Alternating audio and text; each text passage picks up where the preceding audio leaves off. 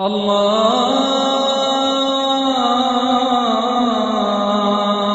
আকবার, আল্লাহু আকবার, আল্লাহু আকবার, আল্লাহু আকবার। আসসালামু আলাইকুম ওয়া রাহমাতুল্লাহ। আলহামদুলিল্লাহি ওয়াহদাহু ওয়াসসালাতু ওয়াসসালামু আলা মান লা নাবিয়্যা বা'দাহু। আউযু বিল্লাহি মিনাশ শাইতানির রাজীম। ফাসাল্লি লিরাব্বিক। উপস্থিত বৈঠকের দিনী মুসলিম ভাই, প্রশংসা আল্লাহর জন্য, শান্তি অবতীর্ণ হোক আল্লাহর রাসূলের উপর সাল্লাল্লাহু আলাইহি ওয়াসাল্লাম। আজকের দিনী বৈঠকে আমার বক্তব্যের বিষয় সালাত, নামাজ। সালাত সম্পর্কে এক গুরুত্বপূর্ণ তথ্যবহল সংক্ষিপ্ত বিবরণের চেষ্টা করব ইনশাআল্লাহ। উল্লিখিত বিষয়ের উপরে আলোচনা করতে গিয়ে প্রথম সংক্ষিপ্ত আলোচনা হবে সালাত আদায় করতেই হবে। তারপরের সংক্ষিপ্ত আলোচনা হবে যারা সালাত আদায় করে না তারা কেমন। তারপরের সংক্ষিপ্ত বিবরণ হবে যারা সালাত আদায় করে কিন্তু রাসূলের পদ্ধতিতে করে না তারা কেমন। তারপরের সংক্ষিপ্ত বিবরণ হবে কিভাবে সালাত আদায় করতে হবে। উল্লিখিত বিষয়ের উপরে বক্তব্য রাখার পূর্বে সংক্ষিপ্ত আলোচনা হবে আপনারা কারা, আপনাদের একটু পরিচয়, এবং যারা এই বক্তৃতার মাঠে বক্তব্য পেশ করেন তারা কারা। আপনাদের পরিচয়ে মহান আল্লাহ বলেন, ওয়াকালু সামি'না ওয়া আতা'না।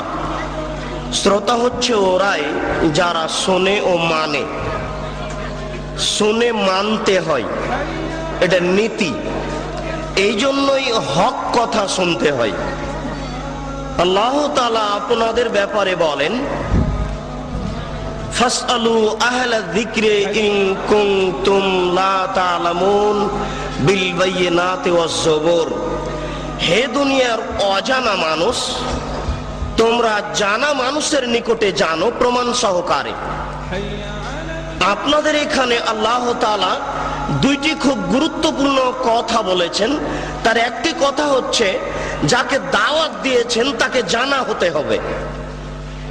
প্রয়োজনে 5 জন 7 জনকে জিজ্ঞাসা করতে হবে অমুক ব্যক্তিকে আমরা বক্তব্য শোনার জন্য দাওয়াত দিতে চাচ্ছি, তিনি জানা কিনা।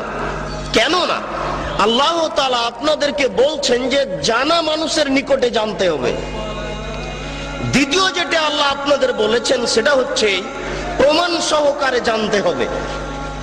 প্রমাণ ছাড়া ধর্মের কোনো কথা শোনাও যাবে না, মানাও যাবে না। বড় হুজুর বললেও হবে না, পীর সাহেব বললেও হবে না, বুজুর্গানে দিন বললেও হবে না। কিসের বুজুর্গানে দিন? স্বয়ং উমর রাদিয়াল্লাহু তাআলা আনহু যদি কোনো কথা বলেন, কথার পিছনে যদি কোনো প্রমাণ না থাকে তাহলে তা গ্রহণীয় হবে না। কিসের বুজুর্গানে দিন? স্বয়ং উমর রাদিয়াল্লাহু তাআলা আনহু যদি কোনো কথা বলেন, কথার পিছনে যদি কোনো প্রমাণ না থাকে তাহলে তা গ্রহণীয় হবে না। উমর মানে বিরাট মানুষ, উমর মানে খুব বড় মানুষ, উমর এত বড় মানুষ, উমর এত বড় মানুষ, উমর এত বড় মানুষ। আল্লাহর নবী বলছেন যে উমর আনতা তাসলুক ফি তারিকিন লা ইয়াসলুকু শাইতান ফি তারিকিকা। উমর তুমি যে রাস্তা দিয়ে হাঁটো ওই রাস্তা দিয়ে শয়তান হাঁটে না। বুখারী শরীফের হাদিস। আল্লাহর নবী বলছেন উমর তুমি যে রাস্তা দিয়ে হাঁটো ওই রাস্তা দিয়ে শয়তান হাঁটে না। বুখারী শরীফের হাদিস। এত বড় মানুষ যদি ধর্মের কোনো কথা বলে আর যদি প্রমাণ না থাকে তাহলে তা গ্রহণীয় হবে না। আপনাদের সাথে সংক্ষিপ্ত কথা শেষ করলাম। বিনীত অনুরোধ, পিছনে যারা দাঁড়িয়ে আছেন গল্প করছেন তারা একটু দয়া করে গল্প বন্ধ করুন। যে যেখানে আছেন দয়া করে আপোষে কথা বলা বন্ধ করুন। আমি আপনাদের জীবনের জন্য অত্যন্ত গুরুত্বপূর্ণ তথ্যবহুল সংক্ষিপ্ত বিবরণের চেষ্টা করছি ইনশাআল্লাহ। আমি ব্যক্তিগত কোনো কথা বা মানুষের কোনো কথা বলার চেষ্টা করব না ইনশাআল্লাহ। এবার সংক্ষিপ্ত আমাদের কথা, যারা এদেশের মাঠে বক্তব্য রাখছেন তাদের ব্যাপারে আল্লাহ রাসূল বললেন, বাল্লিগু আন্নী ওয়ালা আয়া, আমার একটি কথা জানা থাকলেও বলে দাও। আমার দিকে খুব খেয়াল করে থাকতে হবে। এটা হলো প্রথম বাক্য। তিনি বললেন যে আমার একটি কথা জানা থাকলে তা বলে দাও। তারপরে তিনি বললেন যে হাদ্দিসু আন বানি ইসরাইল ওয়ালা হারাজ, বানি ইসরাইলের কাহিনী বলো, কোনো দোষ নেই। এই হলো দ্বিতীয় বাক্য। এবার তৃতীয় বাক্য বলছেন আল্লাহর নবী, আগের দুটাকে ঠেকিয়ে দিবেন। খুব মনে রাখতে হবে, বক্তব্যের সব অংশ ভুলে গেলে অন্তত দয়া করে এই অংশ না ভুলার চেষ্টা করবেন। আবার বলছি, তিনি বললেন আমার একটি কথা জানা থাকলেও বলে দাও। তিনি বলেছেন আমার, ঘটনা এখনো স্পষ্ট হয়নি কি বলতে যাচ্ছে। দ্বিতীয় বাক্য তিনি বললেন যে বানি ইসরায়েলের কাহিনী বলো, কোনো দোষ নেই। মানে বানি ইসরায়েলের কাহিনী তো সত্য মিথ্যা আছে, আর তার কথা তো সত্য মিথ্যা রয়ে গেছে, মানে তার কথার ভিতরে মানুষ মিথ্যা কথা ঢুকিয়ে দিয়েছে। তৃতীয় বাক্য তিনি বলছেন মান কাযাবা আলাইয়া মুতাআম্মিদান ফালিয়াতাবাওয়া মাকআদাহু মিনান নার, কেউ যদি কোনো কথা আমার দিকে ধাবিত করে, সেই কথা যদি আমার না হয়, তাহলে তার থাকার জায়গা জাহান্নাম। হুজুরের অবস্থা বলা হচ্ছে, কিন্তু যিনি জুব্বা পরে টুপি মাথায় দিয়ে আলখাল্লা পরে রাস্তায় হাঁটছেন, যাকে দেখলে ভালো লাগে, হাতে তসবিহ আছে, একজন লোক জেনা করলে সরাসরি জাহান্নামে যাবে, এ কথা আল্লাহর নবী বলেননি। একটা লোক চুরি করলে সরাসরি জাহান্নামে যাবে, এ কথা আল্লাহর নবী বলেননি। পিতামাতাকে গালি দেওয়া পৃথিবীর দ্বিতীয় মহাপাপ, পিতামাতার অবাধ্য চলা পৃথিবীর দ্বিতীয় মহাপাপ।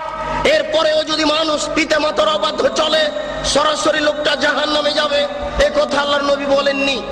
আল্লাহর নবী প্রথম দুই বাক্য বলার পরে তৃতীয় বাক্য বলে আগের দুই বাক্য ঠেকিয়ে দিয়ে বলছেন, কেউ যদি আমার দিকে কোনো কথা ধাবিত করে, সেই কথা যদি আমার না হয়, তাহলে তার থাকার জায়গা জাহান্নাম। এবার আপনার সাথে আমার কথা, আপনি যেদিন ক্লাস 2 এ পড়েছিলেন, সেদিন একটা গল্প পড়েছিলেন। নবী যে রাস্তা দিয়ে হাঁটতেন, একজন বুড়ি সে রাস্তায় কাঁটা পুঁতে রাখতো, নবীর পায়ে কাঁটা ফুটলে বুড়ি খুশি হতো। একদিন দেখলেন নবী রাস্তায় কাঁটা নাই, তিনি ভাবলেন বুড়ির কিছু হয়েছে।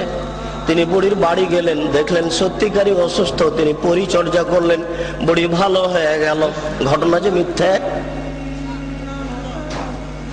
জি না। আমার হায়াত পর্যন্ত সময় থাকলো আমার দিনী ভাইদের উপরে, আপনার হায়াত পর্যন্ত সময় থাকলো আপনি আমার হায়াত পর্যন্ত এর সত্যতা প্রমাণ করতে পারবেন না ইনশাআল্লাহ। নবীর নামে মিথ্যা কথা বলা হয়েছে। গাছ লাগান, পরিবেশ বাঁচান, নবী নিজ হাতে গাছ লাগিয়েছেন, মিথ্যা কথা। এই দেশের মাটিতে প্রায় 3 লক্ষ বানানো হাদিস আছে। তার মধ্যে কোরআন মাজিদ 90 পারা, 30 পারা নয়, শয়তান মুমতাজ বেগমের কাছে প্রায় 2000 জাল হাদিস আছে। ধর্মকে বিকৃত করার জন্য লক্ষ লক্ষ হাদিস মানুষ তৈরি করেছে। আমাদের বাড়িতে 10,000-এর সিরিয়াল আছে। যে কোনো সময় দেশবাসী চাইলে আমরা 10,000-এর জাল জয়ীফ হাদিস পেশ করার জন্য প্রস্তুত রয়েছি ইনশাআল্লাহ। এই দেশের মাটিতে লক্ষ লক্ষ মিথ্যা তাফসীর রয়েছে। নবী ঈদের মাঠে গেলেন, একটি ছেলে কাঁদছে। নবী বললেন তুমি কাঁদো কেন? আমি এতিম ছেলে। নবী বললেন আমিও এতিম ছিলাম, আমি এতিমের অসুবিধা বুঝি। এই বলে তিনি কোলে নিয়ে আয়েশা রাদিয়াল্লাহু তাআলা আনহার কোলে তুলে দিলেন। আয়েশা তাকে কোলে নিয়ে আদর করলেন, নতুন পোশাক পরালেন। ছেলে খুশি হয়ে গেল। বাস্তবতার সাথে হাদিসের কথার অমিল আছে। রাসূল সাল্লাল্লাহু আলাইহি সাল্লামের বাড়িতে ভিক্ষুক ভিক্ষা পায় না, বহু ভিক্ষুক ফিরে গেছে, তার বাড়িতে ভিক্ষা দেওয়ার কোনো ব্যবস্থা নেই। সেই বাড়িতে নতুন পোশাক থাকলো, এটাই বা হয় কি করে? সাথে সাথে আর কোনো প্রমাণ নাই, নবীর নামে কথা মিথ্যা ছড়ানো হয়েছে। তারই ভিত্তিতে আপনারা ঈদের নামাজে নতুন পোশাক পরার জন্য প্রস্তুতি গ্রহণ করেছেন।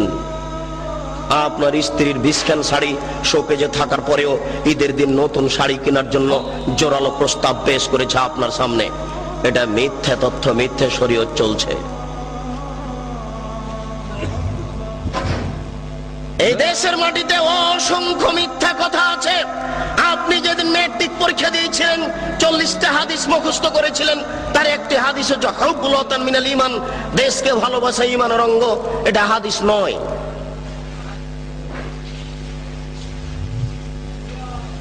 আমি যেটা বলতে চাচ্ছিলাম সেটা হচ্ছে এই আল্লাহর নবী আগের দুটি বাক্য ঠেকালেন, পরের বাক্য বলে তিনি বললেন বাল্লিগু আন্নী ওয়ালা আয়া। আমার একটি কথা জানা থাকলে বলে দাও, কথা বলার আগে চূড়ান্ত হতে হবে কথা আমার কিনা। তারপরে তিনি বললেন বনি ইসরায়েলের কাহিনী বলো, কোনো দোষ নেই।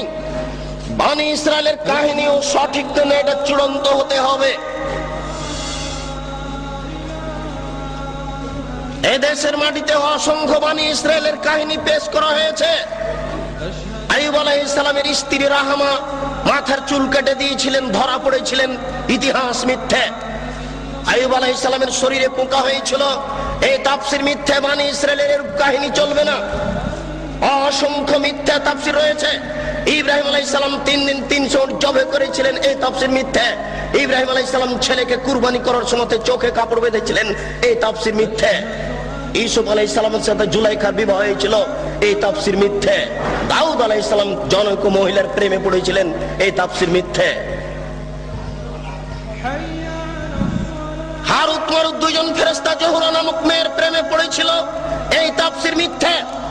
এই দেশের মাটিতে লক্ষ লক্ষ মিথ্যা তাফসীর আছে। এই দেশের তাফসীর মাহফিল বন্ধ করুন। দাখিল পাস শিক্ষক আপনাদের সামনে এসে একেবারে প্রধান মুফাসসির হয়ে মিথ্যা তাফসীর করে যাচ্ছে।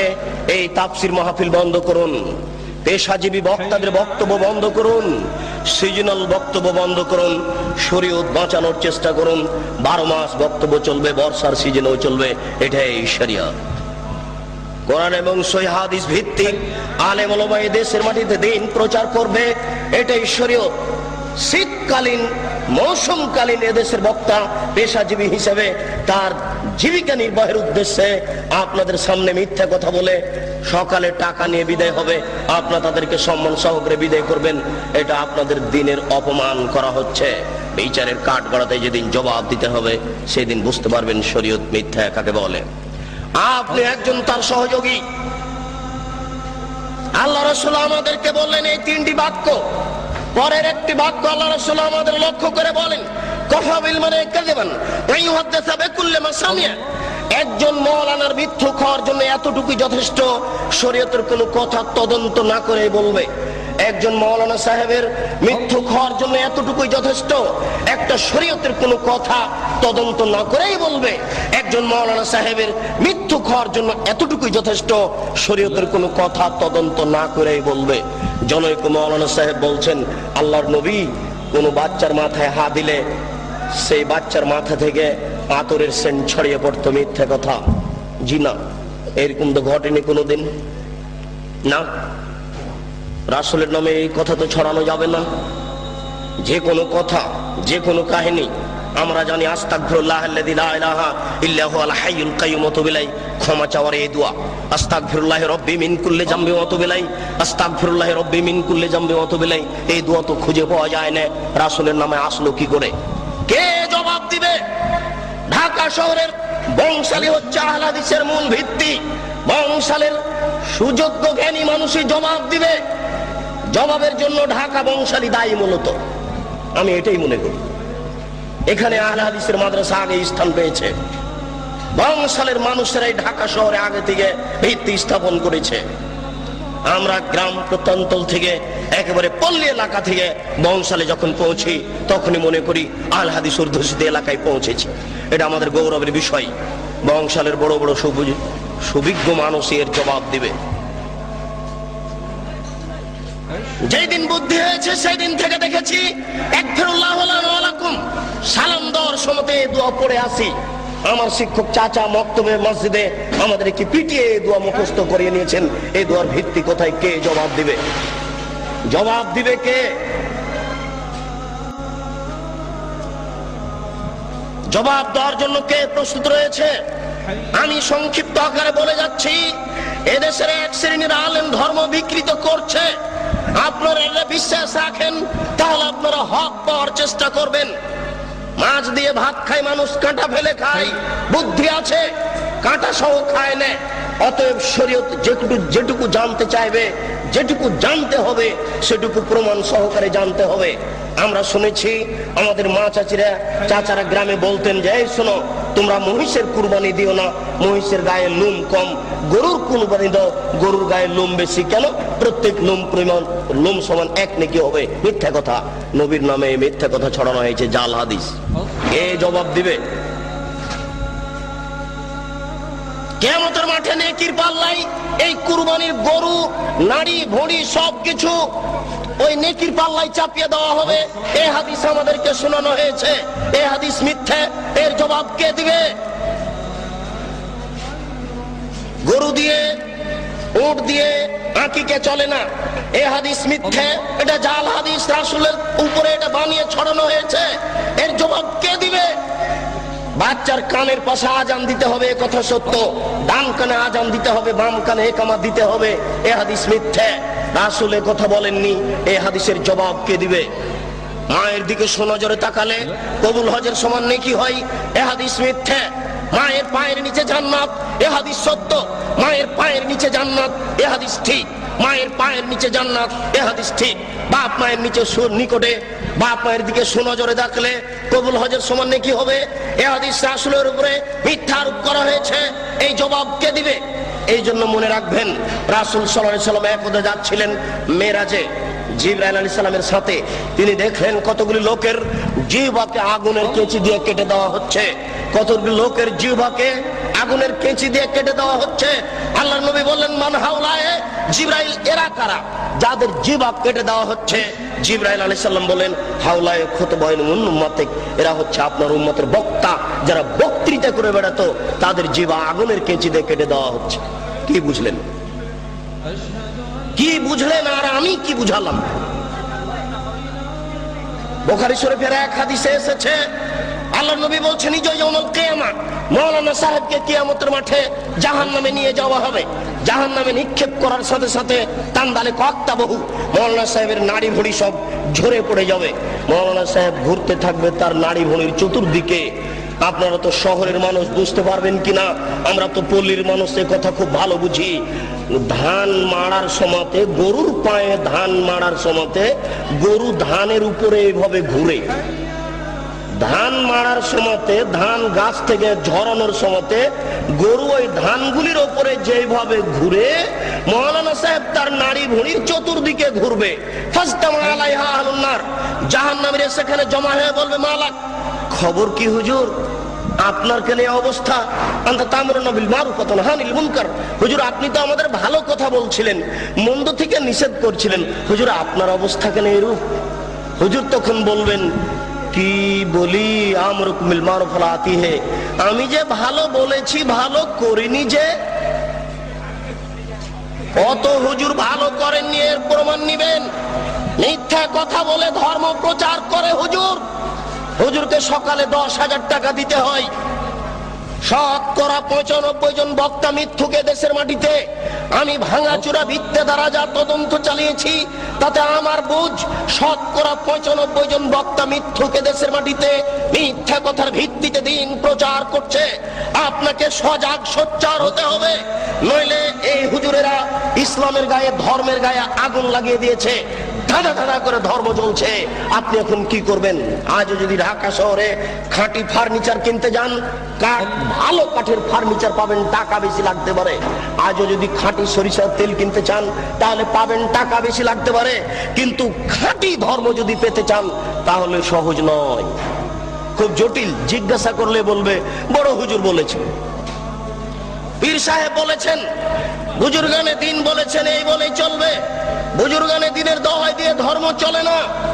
মাওলানা সাহেবকে যখন বলা হচ্ছে, আপনার কেন এই অবস্থা, তখন মাওলানা সাহেব বলছেন, কি করি, আমি যে ভালো বলেছি, ভালো করিনি যে। হুজুরের বাড়ি দেখেন না, হুজুরের বউয়ের কি অবস্থা, হুজুরের পায়জামাটা টাকনুর নিচে আছে, এটা দেখা যায় না। হুজুরের চাকরিটা অবৈধ পয়সাতে আছে, এটা দেখা যায় না। হুজুর সকালবেলাতে টাকা কম হলে রাগ করছে, এটা বোঝা যায় না। शरीयत की पागल नाकि? शरीयत के हवाई लड्डू, दोनों हाथ में लड्डू है, जो चाहे उसको खा ले, जो चाहे उसको छोड़ दे। ये शरीयत के हवाई लड्डू नाकि हाका बाका लाड़ू नाकि? शरीयत इच्छा मतो खावे। আপনাদের সাথে ও আমাদের সাথে সংক্ষিপ্ত কথা শেষ করলাম। কোনোদিন যদি সময় সাপেক্ষে বলতে পারি তাহলে আপনাদের সামনে বিস্তারিত কথা বলবো। প্রথমে বলা হয়েছে সময় অতীব কম। মহান আল্লাহ বলেন, ফাসাল্লি লিরাব্বিক, আপনি আপনার প্রতিপালকের জন্য সালাত আদায় করুন। মহান আল্লাহ বলেন, ইন্নাস সালাতা তানহা আনিল ফাহশাই ওয়াল মুনকার ওয়া লাযিকরুল্লাহি আকবার। নিশ্চয় সালাত, নামাজ মানুষকে অন্যায় অশ্লীল কাজ থেকে বিরত রাখে। সালাত হচ্ছে সবচেয়ে আল্লাহকে ডাকার বড় মাধ্যম। পৃথিবীতে আর কোনো এত বড় মাধ্যম নাই যেই মাধ্যমে আল্লাহকে অত ডাকা যায়। নামাজ, সালাত দিয়ে আল্লাহকে যত ডাকা যায়। আমি কিন্তু সালাত বলার চেষ্টা করব। যারা আপনারা শিক্ষিত মানুষ তারা জানেন যে নামের পরিবর্তন হয় না। নাম সব ভাষাতে নামই থাকে। কোরআন বাংলাতেও কোরআন, কোরআন ইংরেজিতেও কোরআন, কোরআন আরবিতেও কোরআন। সালাত নামটি কোরআনে আল্লাহ দিয়েছেন, সালাত নামটি হাদিসে আল্লাহর নবী দিয়েছেন। সালাত পরিবর্তন হয়ে নামাজ হলো কেন? কে এর জবাব দিবে? সালাত মানে প্রার্থনা করা, আর নামাজ মানে হচ্ছে উপাসনা করা। সিয়াম মানে হচ্ছে বিরত থাকা, আর রোজা মানে হচ্ছে উপবাস থাকা। সিয়াম নামটা নবী দিয়েছেন, সিয়াম নামটা আল্লাহ দিয়েছেন। সিয়াম হচ্ছে নাউন, কেন পরিবর্তন হলো এর জবাব কে দিবে? হিন্দু উপবাস থাকে, রোজা সবাই থাকতে পারে, সিয়াম সবাই থাকতে পারে না। সূর্য ওঠার পূর্ব থেকে ফজরের আজান থেকে নিয়ে সূর্য ডুবা পর্যন্ত খাওয়া পান করা যাবতীয় অপছন্দ কথা ও কর্ম থেকে বিরত থাকার নাম হচ্ছে সিয়াম। মাথায় কাপড় না দিয়ে একটা মহিলা রোজা থাকতে পারে, সিয়াম থাকতে পারে না। যাবতীয় অপছন্দ কথা ও কর্ম থেকে বিরত থাকার নাম হচ্ছে সিয়াম। একজন মহিলা ছোট ব্লাউজ পরে রোজা থাকতে পারে, সিয়াম থাকতে পারে না। একজন ব্যবসায়ী মিথ্যা কথা বলে ব্যবসা করে রোজা থাকতে পারে, সিয়াম থাকতে পারে না। সিয়াম মানে হচ্ছে বিরত থাকা, আর রোজা মানে হচ্ছে উপবাস থাকা। ঘুম থেকে উঠে সকালে দাড়ি চাঁচার পরে বাজারে যাবে, এই ছেলে রোজা থাকতে পারে, সিয়াম থাকতে পারে না। অসম্ভব হতে পারে না। শরীয়ত এরকম নয়। শরীয়ত কারো ব্যক্তিগত ইচ্ছে চলে না, সে তার নিজের গতিতে চলে। রোজা থাকা সহজ হতে পারে, সিয়াম থাকা সহজ নয়। কে এর নাম দিলে ঈদ মুবারক? এর নাম হচ্ছে ঈদুল ফিতর, ঈদুল আজহা। কি করে হয়ে গেল ঈদ মুবারক? ঈদ মুবারক মানে কি? কে নাম দিল? কে জবাব দিবে? অতএব আল্লাহকে ডাকার সবচেয়ে বড় মাধ্যম হচ্ছে সালাত। সালাতের মাধ্যম দিয়ে আল্লাহকে বেশি ডাকা যায়। মহান আল্লাহ বলেন, হাফিজু আলাস সালাওয়াত ওয়াস সালাতিল উস্তা।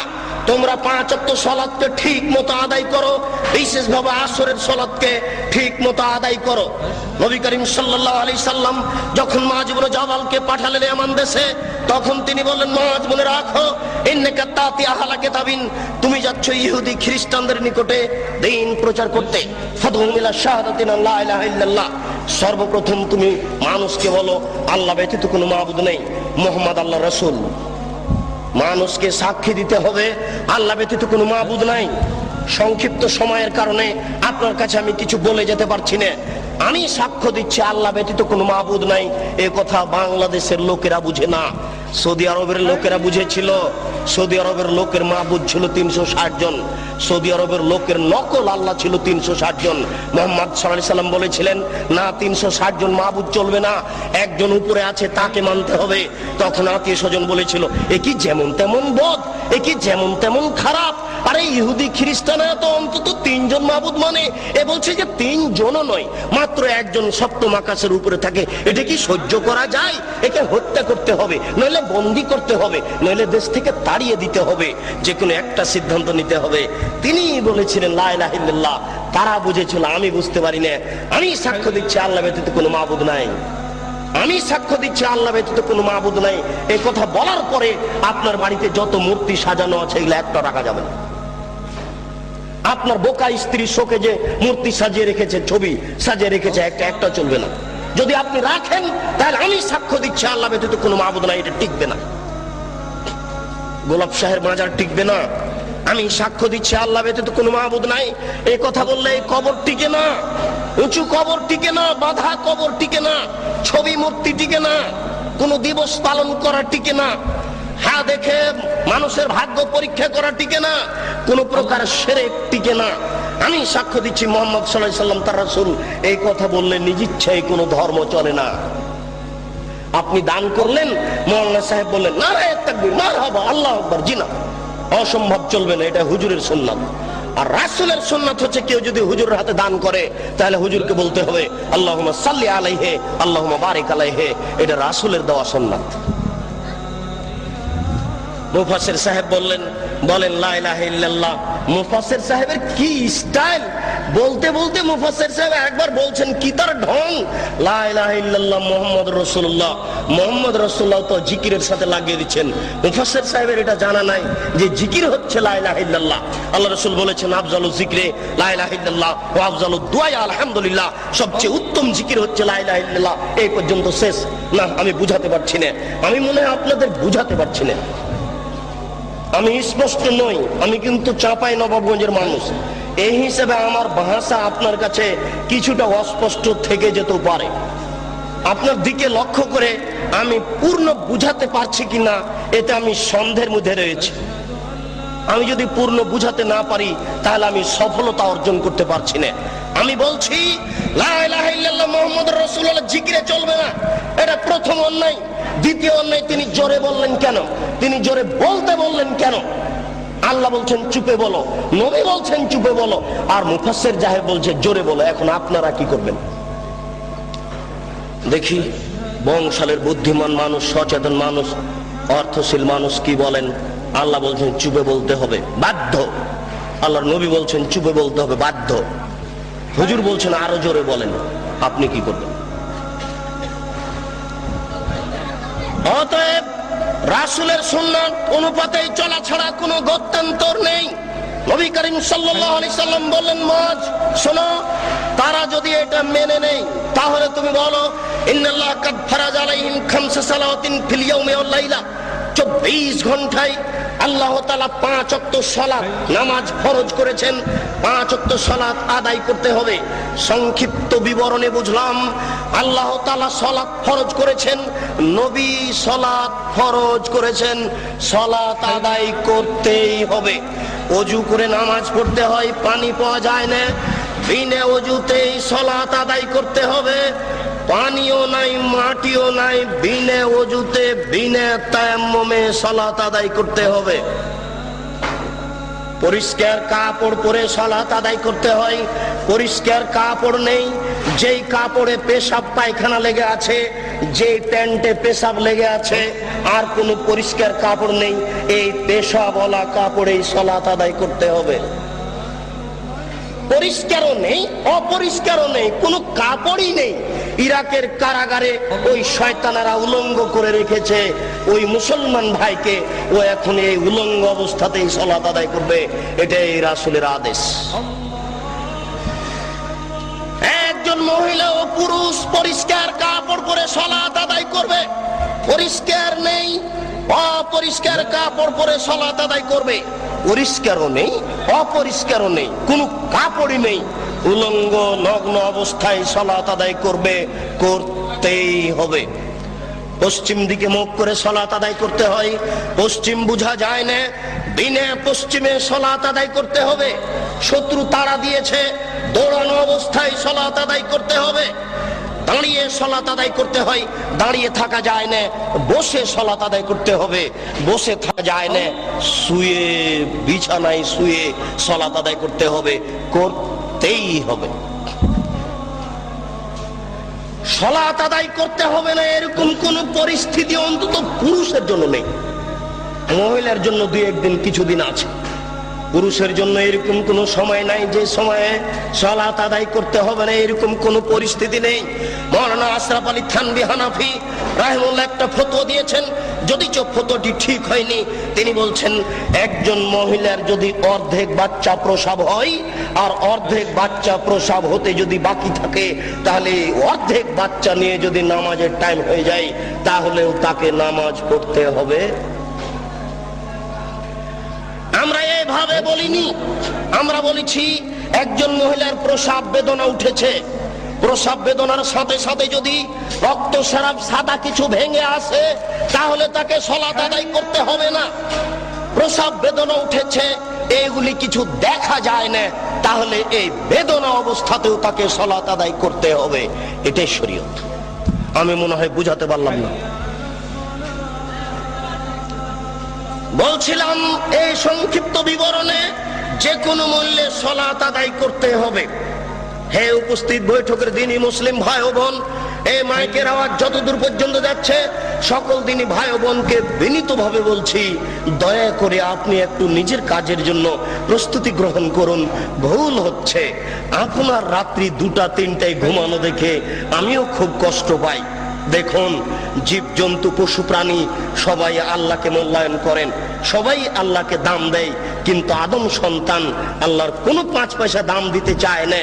ও একেবারে এশার সালাতের পরে ঘুমানোর কথা ছিল, ঘুমাচ্ছে রাত 2টার সময় 3টার সময়। সবাই টিভি ভিসিআর নিয়ে ব্যস্ত, সকাল 8টায় উঠছে।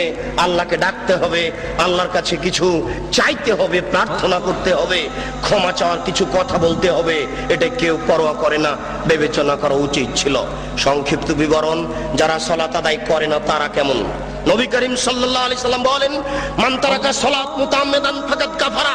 কেউ যদি ইচ্ছাকৃত সালাত ছেড়ে দেয় তাহলে সে কাফের হয়ে গেল। রাসূল সাল্লাল্লাহু আলাইহি সাল্লাম এক বৈঠকে বলেন, বাইনাল আবদি ওয়া বাইনাল কুফরি তারকুস সালাত। যারা সালাত আদায় করে আর যারা সালাত আদায় করে না, এদের পার্থক্য হচ্ছে যারা সালাত আদায় করে তারা মুসলমান, যারা সালাত আদায় করে না তারা কাফের। আল্লাহ রাসূল এইভাবে বলছেন। আসহাবু মুহাম্মাদিন সাল্লাল্লাহু আলাইহি সাল্লাম লা ইয়ারাউনা তারকুল কুফরুন গায়রা সালাত। মুহাম্মদ সাল্লাল্লাহু আলাইহি সাল্লামের সঙ্গী সাথীরা সালাত ব্যতীত অন্য কিছু ছেড়ে দিলে কাফের মনে করতেন না, কিন্তু সালাত ছেড়ে দিলে কাফের মনে করতেন। এই বাচ্চা যারা বসে আছেন তারা একটু খেয়াল করবেন, কোনো বাচ্চা যেন নড়াচড়া না করে।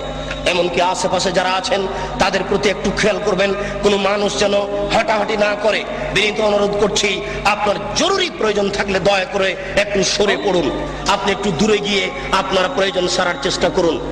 আমি আপনার একজন মেহমান, আপনি আমাকে মূল্যায়ন করার চেষ্টা করুন, আপনাকে আমি সম্মান করার চেষ্টা করব। আপনি যদি হেঁটে বেড়ান তাহলে আমি বুঝবো আপনি আমাকে অপমান করছেন। যারা আজকে দিনী বৈঠকে উপস্থিত হয়নি তাদের প্রতি আমি দুঃখিত। যারা আজকে দিনী বৈঠকে উপস্থিত হয়নি, যারা আশেপাশের বাড়িতে বসে আছে, ঘুমিয়ে আছেন, তাদের প্রতি আমি দুঃখিত। বিচারের কাঠগড়ায় আমি তাদের দেখে ছেড়ে দেব। সুদূর চাঁপাইনবাবগঞ্জ থেকে আমি দিন প্রচারের জন্য আসবো। এখানে আমি কোনো মিথ্যা কথা বলতে আসিনি, আমি ব্যক্তিগত কোনো কথা বলতে আসিনি, এখানে আমি কোনো কিস্সা কাহিনী বলতে আসিনি। আপনার দরজা আমি এসেছি, আপনি বাড়িতে ঘুমিয়ে আছেন কেন? আপনি কি মনে করছেন? আমি মনে করছি আপনি আমার সাথে অন্যায় আচরণ দেখালেন। বলছিলাম, হে আমার দিনী ভাই, রাসূল সাল্লাল্লাহু আলাইহি সাল্লাম বলেন, উমিরতু আন উকাতিলান নাস হাত্তা ইয়াকুলু লা ইলাহা ইল্লাল্লাহ ওয়া ইউকিমুস সালাহ ওয়া ইউতুজ যাকাত। আমাকে বলা হয়েছে মানুষের বিরুদ্ধে আমি যুদ্ধ চালিয়ে যাব যতক্ষণ পর্যন্ত লা ইলাহা ইল্লাল্লাহ না বলবে এবং যতক্ষণ পর্যন্ত সালাত আদায় না করবে। যারা সালাত আদায় করে না তাদের বিরুদ্ধে আমি যুদ্ধ চালিয়ে যাব, মারবো না হয় মরবো। যারা সালাত আদায় করে না, নারী হোক পুরুষ হোক, তাদের বিরুদ্ধে আমি যুদ্ধ চালিয়ে যাব, মারবো না হয় মরবো। রাসূল সাল্লাল্লাহু আলাইহি সাল্লাম বলেন, যারা সালাত আদায় করলো আসামু মিন্নি দিমাহুম ওয়া মালাহুম। যারা সালাত আদায় করলো তারা তাদের রক্তকে, তারা তাদের অর্থকে নিরাপদে করে নিল। এর বাক্যের অর্থ আপনি কি বুঝলেন? যারা সালাত আদায় করে না তাদের অর্থ লুটে নেওয়া যায়। যারা সালাত আদায় করে না তাদের রক্ত বৈধ। আল্লাহ রাসূল বলছেন, যারা সালাত আদায় করলো তারা তাদের অর্থকে, তারা তাদের সম্পদকে, রক্তকে নিরাপদে করে নিল। তাই তো সেই কালে ইমাম আহমদ ইবনে হাম্বল বলেছেন, যারা সালাত আদায় করে না তাদের কুরবানি করতে হবে। ইমাম আবু হানিফা রাহিমাহুল্লাহ বলেছেন, যারা সালাত আদায় করে না তাদের জেলখানায় বন্দী করতে হবে। আরবি বিদ্বানগণ বলেছেন, বর্তমান আরবি বিদ্বান বলছেন, যারা সালাত আদায় করে না, স্ত্রী করে স্বামী করে না, বিবাহ থাকবে না, বিচ্ছিন্ন হয়ে যাবে, বলাই লাগবে না, এমনিতে বিবাহ কেটে গেছে। স্বামী সালাত আদায় করে, স্ত্রী করে না। বর্তমান আরবি বিদ্বানেরা এসব হাদিস পেশ করে বলছেন যে একজন সালাত আদায় করে একজন করে না, এতে বিবাহ থাকবে না, বিবাহ বিচ্ছিন্ন হয়ে যাবে, বিবাহ কেটে যাবে, তালাক দেওয়া লাগবে না, কাজীর কাছে যাওয়া লাগবে না, এমনিতেই শেষ। আমরা আপনাদের সতর্ক করার জন্য বলছি, হ্যাঁ আমার উপস্থিত বৈঠকের দিনী ভাই, যারা সালাত আদায় করে না তারা মহাপাপী, যারা সালাত আদায় করে না তারা বড় পাপী। সালাত আদায় করেননি অতীতে, আপনি আজ থেকে তওবা করে ক্ষমা চেয়ে আল্লাহর দরবারে বলুন, প্রতিপালক তোমার সাথে জড়িত পাপ সহজেই ক্ষমা হয়, অতএব তোমার দরবারে অনুতপ্ত সহকারে ক্ষমা চেয়ে বলছি, আর কোনোদিন সালাত আদায় সালাত ছাড়বো না। অতীতের কারণে তুমি আমাকে ক্ষমা করো, ভবিষ্যতে তুমি আমাকে সঠিকভাবে সালাত আদায় করার তৌফিক দান করো, আল্লাহুম্মা আমিন। সালাত যেহেতু আল্লাহর সাথে সম্পৃক্ত পাপ, সহজেই ক্ষমা হবে বলে আশা করা যায়। গীবাত আল্লাহর সাথে জড়িত পাপ নয়, মানুষের সাথে জড়িত পাপ। বড় ছেলেকে এই বাড়িতে লিখে দেওয়া হয়েছে আর ছেলে মেয়েকে লিখে দেওয়া হয়নি, এটা হচ্ছে মানুষের সাথে জড়িত পাপ। এইগুলো তওবা করে ক্ষমা হয় না। আমি বংশালের একজন কসাইখানাতে গোস্ত আমি বিক্রি করি, প্রত্যেক ডাঁড়িতে 100 করে গোস্ত কম দিই, এটা তওবা করে ক্ষমা হবে না। যত মানুষকে গোস্ত কম দেওয়া হয়েছে সমস্ত মানুষকে গোস্ত ফেরত দিতে হবে, সবার কাছে ক্ষমা চেয়ে নিতে হবে, অন্যথায় এই পাপ ক্ষমা হবে না। এটা খুব জটিল ও কঠিন। মানুষের সাথে জড়িত পাপ উপরে ক্ষমা হয় না, মানুষের সাথে জড়িত পাপ উপরে ক্ষমা হয় না। আপনি আমার বদনাম করেছেন, গীবাত করেছেন, হজ করতে গিয়ে বলছেন কাবা ঘরের গিলাফ ধরে, আল্লাহ আমি অমুকের বদনাম করেছি, দয়া করে আমাকে ক্ষমা করে দাও।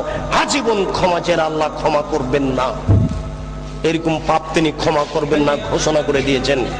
বলছিলাম সালাত আদায় করিনি, যে আল্লাহর সাথে জড়িত পাপ। আমার আজকে 50 বছর বয়স।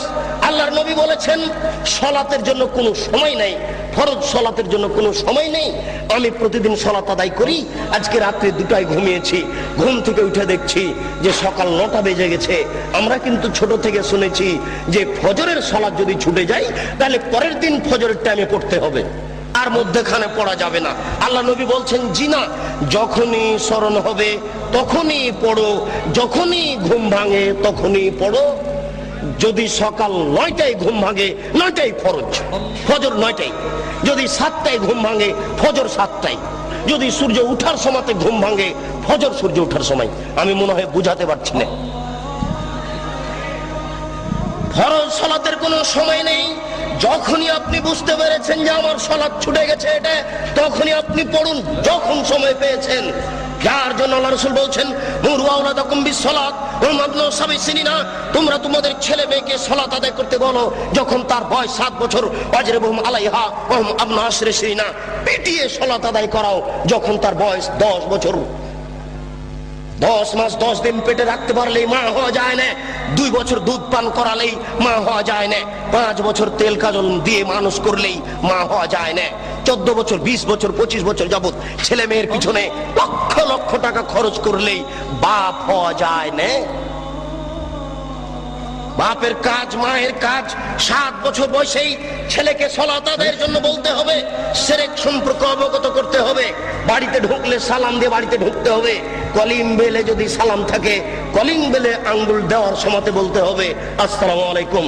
ছেলে মোবাইল বাড়িতে 8-10টা রিং হচ্ছে, টিপেই ছেলে বলছে হ্যালো। জি না, ও তো কুকুরকে ডাকা বুদ্ধি। হ্যালো কেন? আসসালামু আলাইকুম। এবার আপনার সাথে আমার একটু কথা, আপনি বলেন যে হ্যালোতে 1% হাফ কল্যাণ আছে, আর আমি বলছি যে আসসালামু আলাইকুমে 100% কল্যাণ আছে। আর আপনি বলেন যে 100-র 1-এর অর্ধেক আছে, হ্যালোতে অর্ধেক আছে। বলেন দেখি কল্যাণ। আমি বলছি যে আসসালামু আলাইকুমে 100% কল্যাণ আছে, আর আপনি এখন বলেন যে 100-1 অর্ধেক আছে আলোতে। তা আপনি এটা গ্রহণ করলেন কেন? আপনার ছেলে করে কেন? আপনার মেয়ে করে কেন? আপনি পিতা কিসের? বুঝাতে পারলাম না, দুঃখিত। আল্লাহ রাসূল বলছেন আর রাজুলু সাইয়্যিদ ওয়াল মারাতু সাইয়্যিদা। আপনি হচ্ছেন কর্তা, আপনি হচ্ছেন নেতা, আপনার স্ত্রী হচ্ছে কর্ত্রী, আপনার স্ত্রী হচ্ছে নেত্রী, বাড়িতে আপনার স্ত্রী হচ্ছে কর্ত্রী, আর আপনি হচ্ছেন কর্তা। নিজের কাজ করে যে তাকে বলে কর্মী, নিজের কাজ করে যে তাকে বলে কর্মী, অপরের কাজ দেখে যেই তাকে বলে কর্তা। আপনি সকালে উঠে ব্যবসায়ী মানুষ, 10টার সময়তে দোকান খুললেন, রাত 10টায় এসেছেন, এই যে আপনি দীর্ঘ সময় থাকলেন, এতে আপনি কর্মী। আপনি ঘুম থেকে উঠে ছেলেকে বলেছেন এই উঠো সালাত আদায় করো, আপনি কর্তা। না, বুঝাতে পারছি না আমি। আপনার স্ত্রী ঘুম থেকে উঠে থালা প্লেট পরিষ্কার করছে, এতে আপনার স্ত্রী কর্ত্রী। আপনার স্ত্রী ঘুমানোর সময়তে বলবে বৌমাকে, বেটিকে, এই শোনো, ডান কাতে শো, দোয়া পড়ে শো। ঘুমে যদি দেখো খারাপ স্বপ্ন, তাহলে কাত সাইড পরিবর্তন করো, ডান কাতে থাকলে বাম কাতে হও, চিত হয়ে থাকলে ডান বামে হও, বাম দিকে হালকা থুথু নিক্ষেপ করো। ঘুম থেকে উঠে যদি দেখো কুকুর চিৎকার করছে, নাউজুবিল্লাহ বলো, গাধা চিৎকার করছে, নাউজুবিল্লাহ বলো। যদি দেখো মোরগ ডাকছে, তাহলে বলো আল্লাহুম্মা ইন্নী আসআলুকা মিন ফাজলিক। আপনার স্ত্রী মা হিসেবে দায়িত্ব পালন করে না। আপনার স্ত্রী ভাতের পাতিল থেকে ভাত বের করতে জানে না। মনে করবেন আব্দুল রাজ্জাক সাহেব কষ্ট দিলেন, আমার স্ত্রী 50 বছর থেকে সংসার করে আসছে। জি না, আমি বলছি ঠিক। ভাতের পাতিলের মাঝামাঝিতে চামচ ডুবালে বরকত কমে যাবে, এক পাশে চামচ ডুবালে বরকত বেশি হবে। আপনার স্ত্রীকে জিজ্ঞাসা করে দেখুন কি করে। গামলাতে ভাত উঠিয়েছেন, চামচ যদি গামলার মাঝামাঝি ডুবিয়ে ভাত উঠান, তাহলে গামলার বরকত কমে যাবে। যদি এক পাশে ডুবান, তাহলে বরকত বেশি হয়ে যাবে। পাতিল ঢাকতে হবে। আপনার স্ত্রী বিসমিল্লাহ বলে জানালা বন্ধ করে না, বিসমিল্লাহ বলে তার বাচ্চাকে দুধ খাওয়ায় না। আপনার স্ত্রী বিসমিল্লাহ না বলে বাচ্চাকে যতদিন দুধ খাইয়েছে, ততদিন শয়তান দুধ খেয়েছে। বুঝাতে পারলাম না? আপনার স্ত্রী বিসমিল্লাহ ছাড়া আপনার বাচ্চাকে যতদিন দুধ খাইয়েছে, ততদিন এই দুধ শয়তানও খেয়েছে, নিশ্চিত খেয়েছে, অবধারিত খেয়েছে। নবী বলেছেন খেয়েছে, অতএব খেয়েছে। নবী বলেছেন যে খাদ্যের উপরে বিসমিল্লাহ বলা হয় না, সেই খাদ্য শয়তান খায়। অতএব আপনার স্ত্রী বাচ্চাকে দুধ খাওয়াতেও জানে না। দুঃখিত। আপনার পরিবার কিভাবে ঠিক হতে পারে? যার জন্য আপনার স্ত্রীকে কর্ত্রী হওয়ার জন্য বলছি, আর আপনাকে কর্তা হওয়ার জন্য বলছি, নইলে এই পরিবেশ রক্ষা করা যাবে না। বলছি সালাত ছেড়ে দেওয়া মহাপাপ। সালাত ছাড়লে মানুষ বড় পাপী হয়ে যায়। আপনারা সালাত আদায়ের চেষ্টা করুন। পরের সংক্ষিপ্ত বিবরণ, যারা সালাত আদায় করে কিন্তু রাসূলের পদ্ধতিতে করে না, এরা কেমন? প্রত্যেকটা কথা হিসাব করতে হবে। যারা সালাত আদায় করে কিন্তু রাসূলের পদ্ধতিতে করে না, এরা কেমন? মহান আল্লাহ বলেন, ফাওয়াইলুল লিল মুসাল্লিন আল্লাযীনা হুম আন সালাতিহিম সাহুন। যারা ঠিক মতো সালাত আদায় করে না, করে কিন্তু রাসূলের পদ্ধতিতে করে না, ওদের থাকার জায়গা জাহান্নাম। ওদের থাকার জায়গা ওয়াইল নামক জাহান্নাম। সালাত আদায় করে কিন্তু রাসূলের পদ্ধতিতে করে না। একদিন আল্লাহ রাসূল বললেন, সবচেয়ে বদ চোর সালাত চোর, সবচেয়ে বদ চোর নামাজ চোর।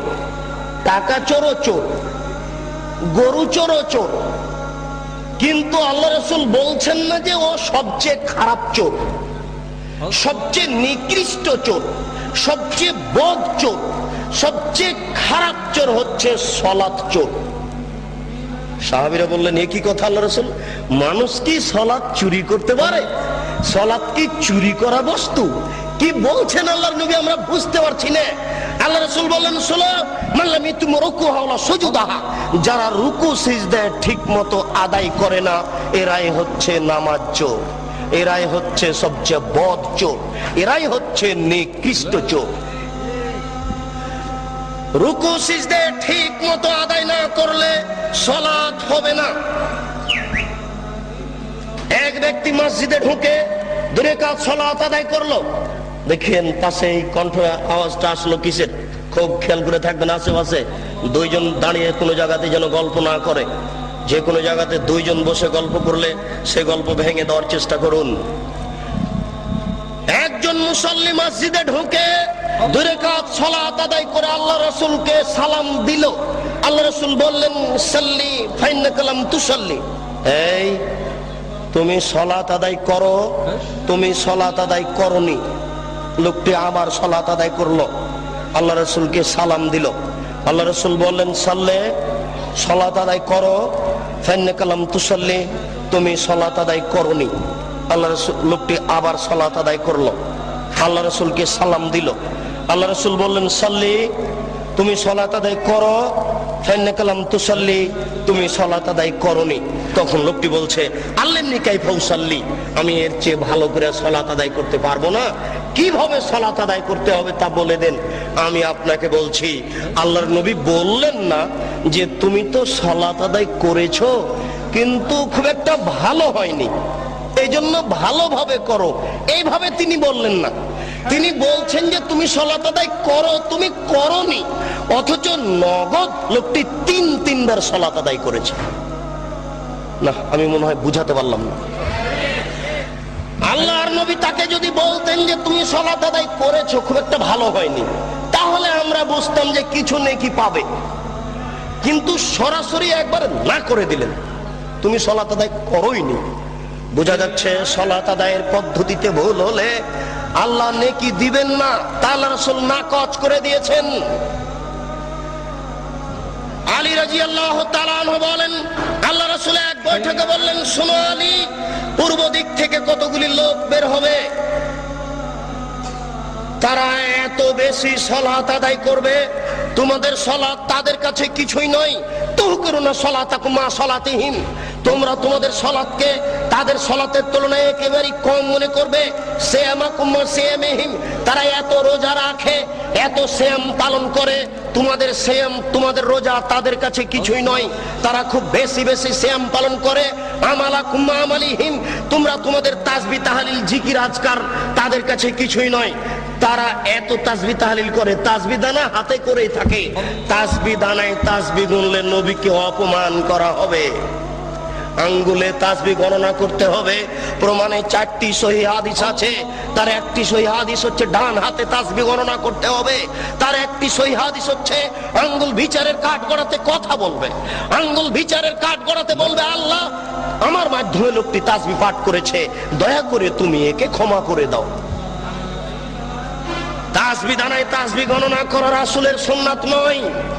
আল্লাহ রাসূল বলছেন, তারা এত তাসবিহ তাহলিল জিকির আজকার করবে, তোমাদের জিকির তাদের কাছে কিছুই নয়, তোমাদের সালাত, তোমাদের নামাজ, তোমাদের রোজা, তোমাদের জিকির আজকার তাদের কাছে কিছুই নয়।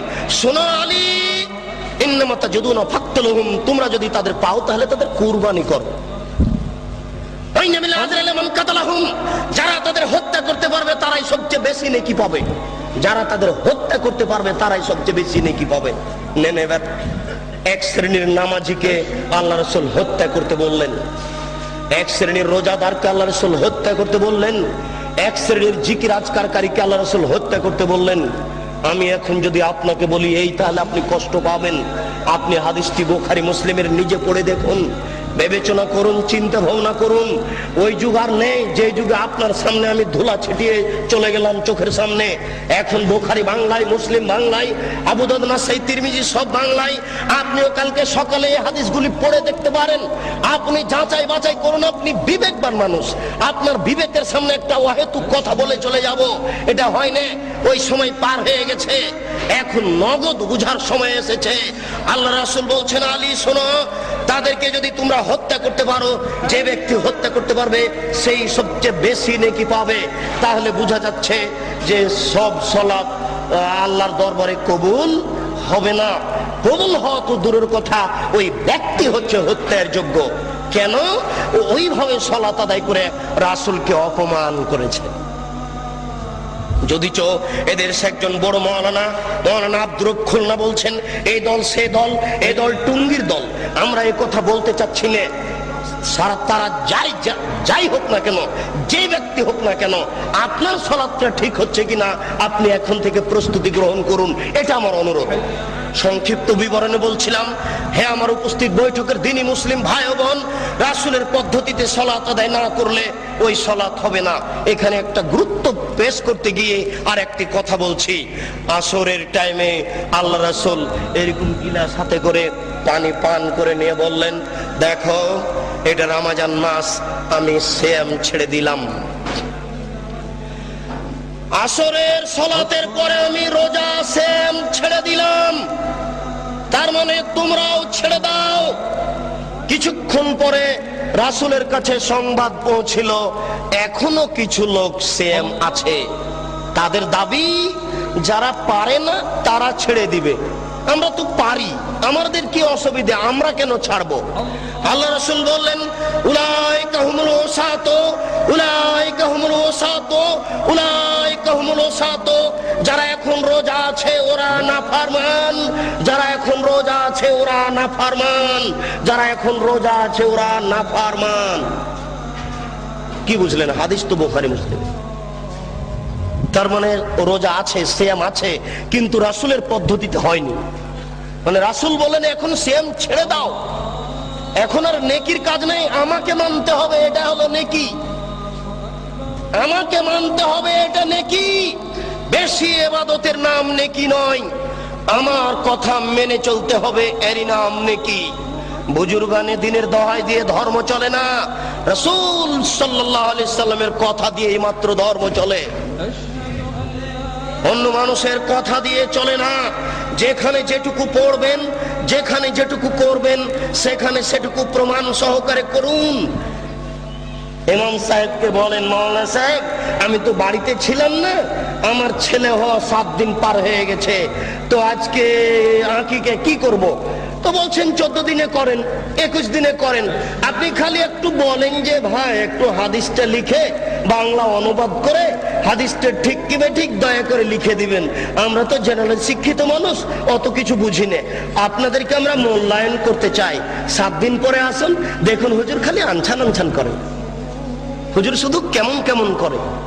হুজুরের কাছে লিখিত চেয়েছেন যে এদেশের ধর্মের ব্যাপারে ধার্মিক মিথ্যে ধার্মিককে যদি আপনি ঠেকাতে চান তাহলে লিখিত প্রমাণ চান, সহজে ঠেকানো যাবে, তাছাড়া সহজে ঠেকানো যাবে না।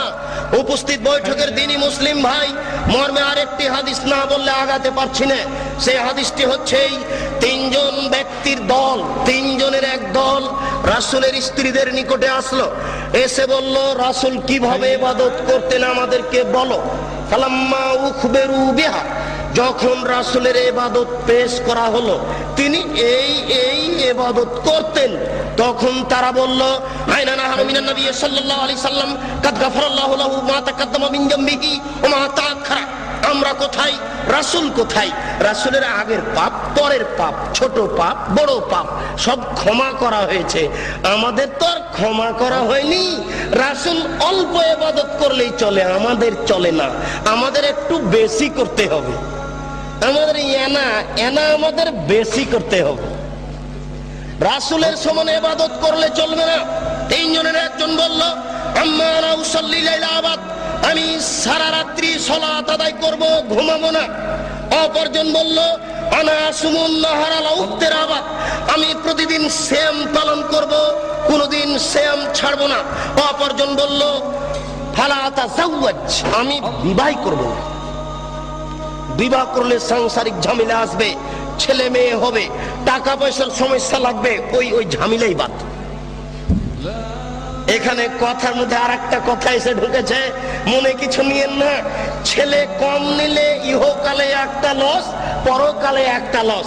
আজকের যিনি সভাপতি ইনি জ্ঞানী গুণী মানুষ, এই জন্য আমার অন্তরটা খুব খুশি। আজকে আমাকে কথা বলতে খুব ভালো লাগছে, কেননা আমার কথাগুলি তার মুখস্থ আছে, তিনি একজন সুপণ্ডিত মানুষ।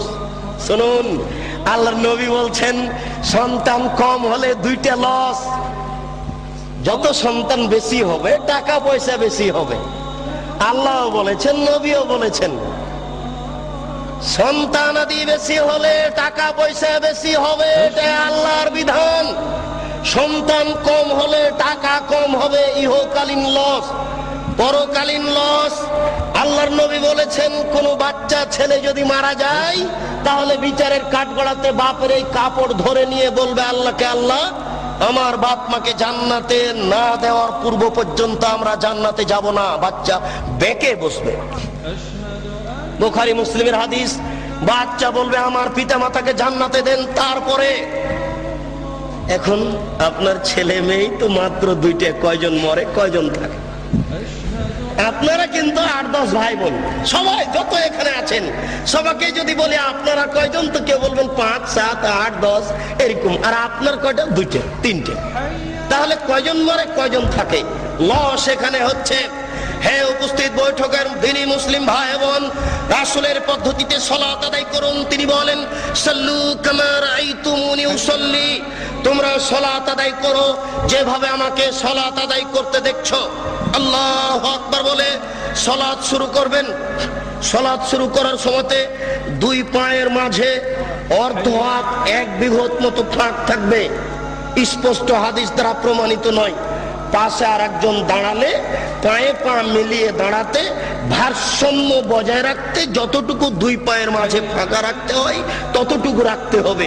কিন্তু ওরা বলেছে, ওই যে যারা বলেছে ভোট দাও বুবু জান্নাত পাবা বুবু, ওরা যে বলেছে বুবু ভোট দাও, ওরা কিন্তু বলেছে যে দেখো দুই পায়ের গোড়ালি এভাবে লাগিয়ে রাখিও। কেন লাগিয়ে না রাখলে লজ্জা স্থানের যোগাযোগ মাটির সাথে থাকবে। নাউজুবিল্লাহ, বড় নোংরা কথা বলেছে। সাবধান, মহিলা পুরুষ একই ব্যাপার। ভারসাম্য বজায় রাখার জন্য দুই পায়ের মাঝে যতটুকু ফাঁকা রাখা প্রয়োজন ততটুকু ফাঁকা রাখবেন।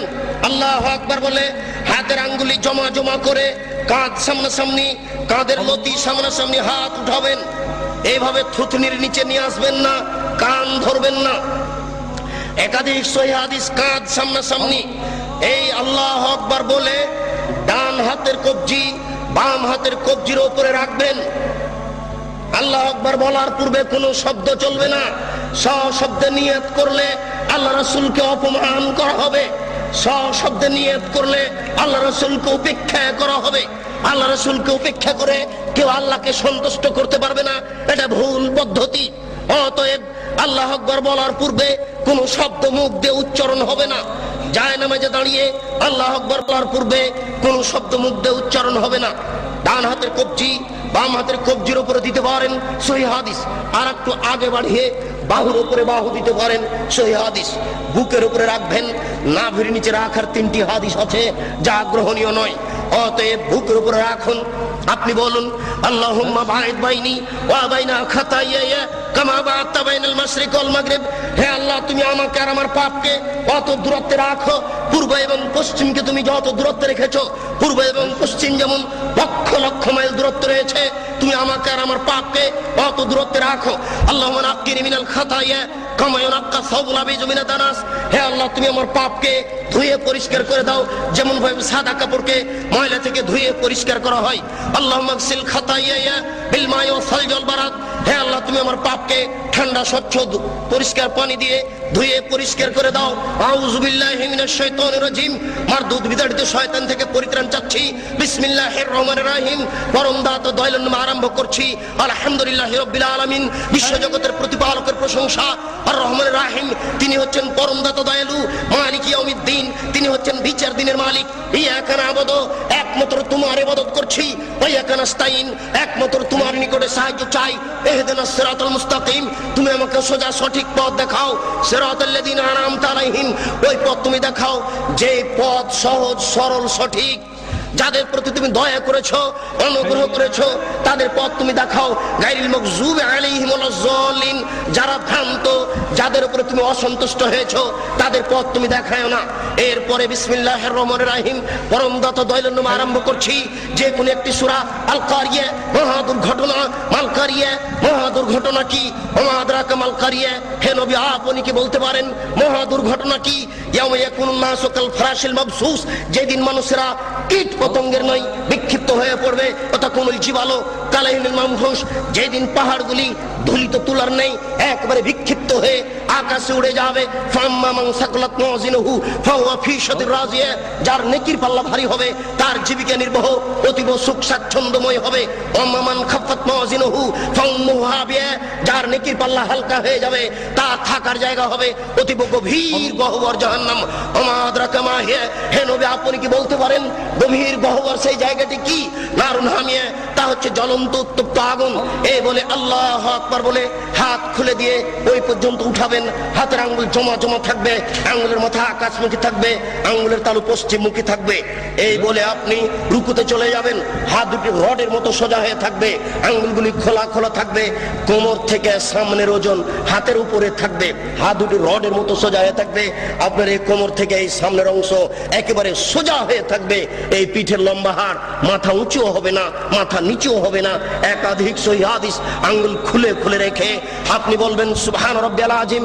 উঁচু আল্লাহর পবিত্রতা বর্ণনা করছি যতবার ইচ্ছে, 3 বারের হাদিস ঠিক নয়, 10 বারের হাদিস ঠিক নয়।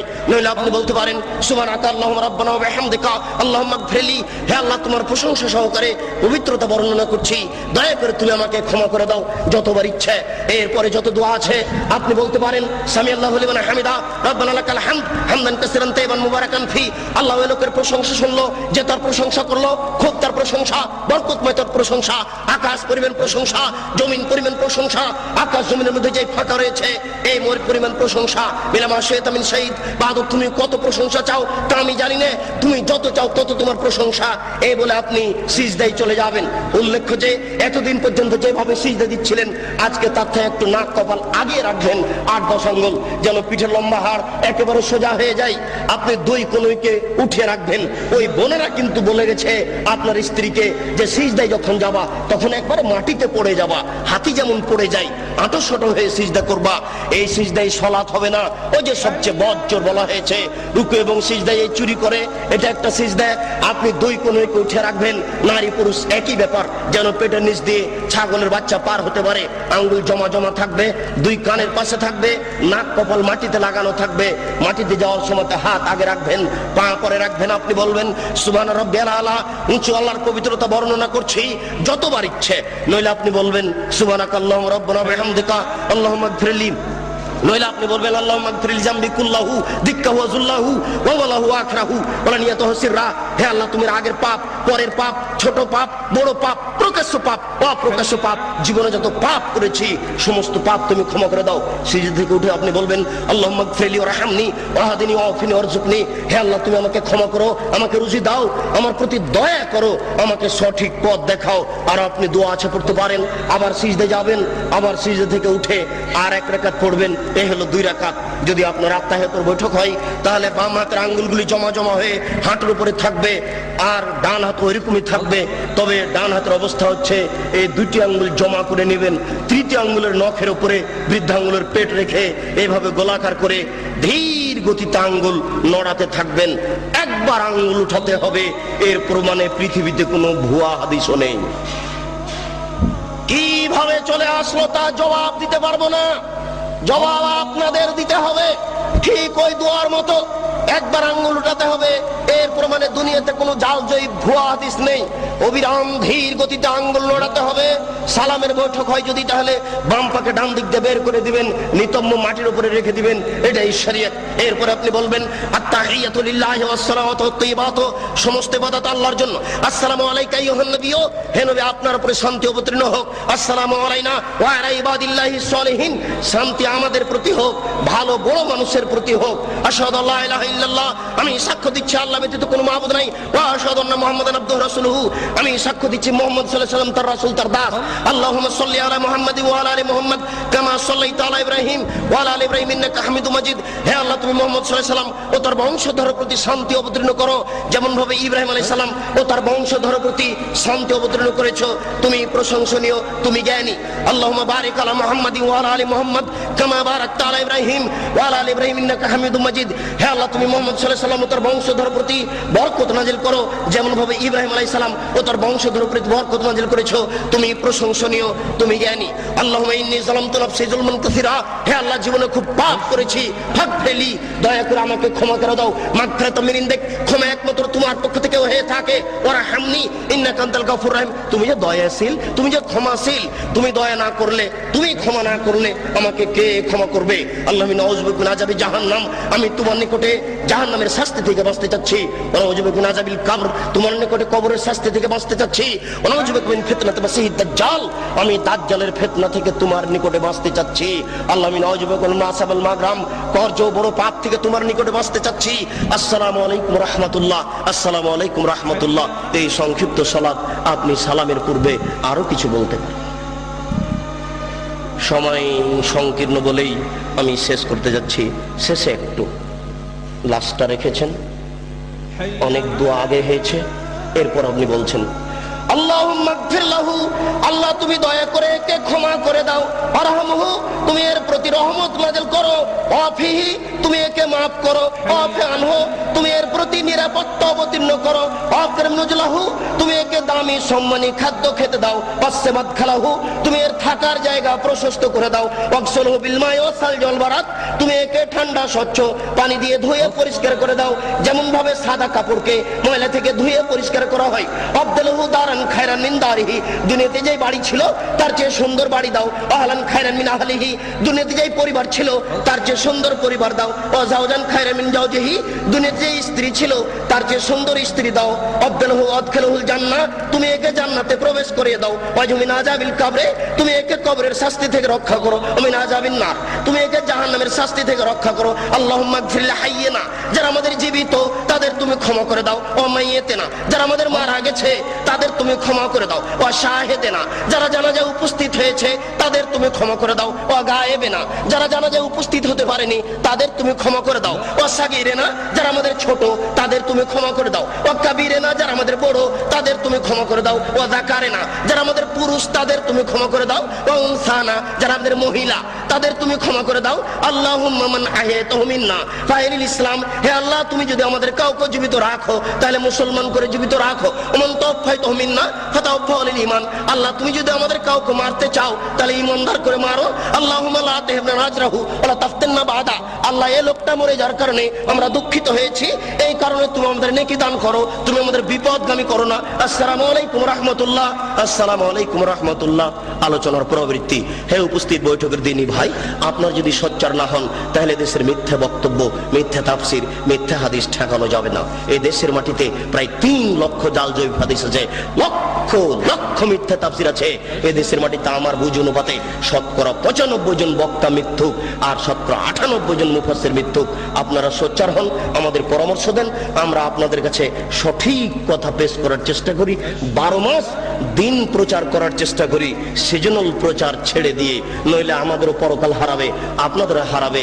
সাথে সাথে যেভাবে সালাতের কথা বললাম সেভাবে আপনারা আদায় করার চেষ্টা করুন। প্রতিপালক তুমি বড় দয়াশীল, তুমি বড় ক্ষমাশীল, তুমি বড় রহমতশীল, তোমার বড় রহমতের আশা দাঁড়িয়ে বলছি, তার যে আমাদের মারা গেছে তাদের তুমি ক্ষমা করে দাও। যারা আমরা অসুস্থ তাদের তুমি আরোগ্য দাও। যারা আমরা বেঁচে আছি নারী পুরুষ তাদেরকে তোমার রাসূলের পদ্ধতি অনুপাতে চলার তৌফিক দান করো। এই দাবি, এই দাওয়া, এই দোয়া তোমার দরবারে রেখে আজকের সংক্ষিপ্ত আলোচনা এখানে শেষ করলাম। সুবহানাকা আল্লাহুম্মা ওয়া বিহামদিকা আশহাদু আল্লা ইলাহা ইল্লা আনতা আস্তাগফিরুকা ওয়া আতুবু ইলাইক। আসসালামু আলাইকুম ওয়া রাহমাতুল্লাহ।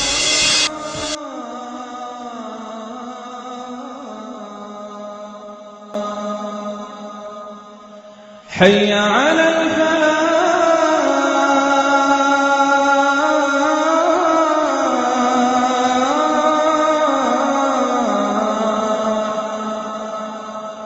حي على الفلاح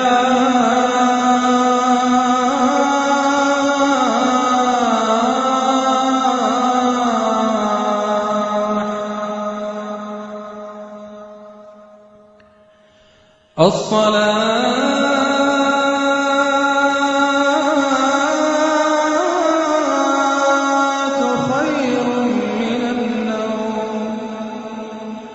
الصلاة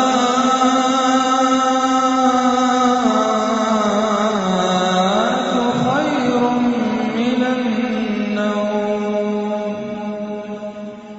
الله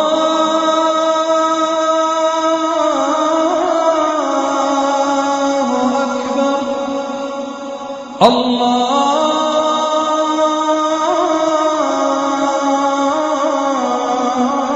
الله أكبر لا